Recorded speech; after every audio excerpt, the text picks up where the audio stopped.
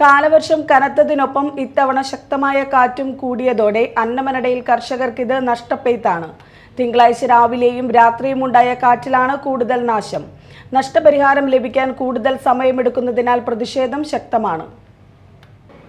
അന്നമനട ഗ്രാമപഞ്ചായത്തിലെ കാർഷിക മേഖലയിൽ മാത്രം പ്രാഥമിക കണക്കിൽ ഏകദേശം 1 കോടിയിലധികം രൂപയുടെ നാശമാണ് ദിവസങ്ങൾക്കുള്ളിൽ ഉണ്ടായത്.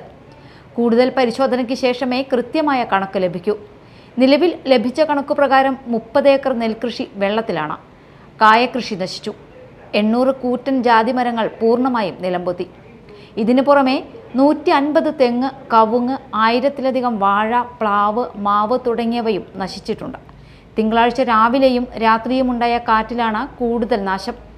ഇതിൽ ഇൻഷുറൻസ് എടുത്തിട്ടുള്ള കർഷകന് ഒരു മരത്തിന് 3000 രൂപ വരെയേ നഷ്ടപരിഹാരം ലഭിക്കൂ.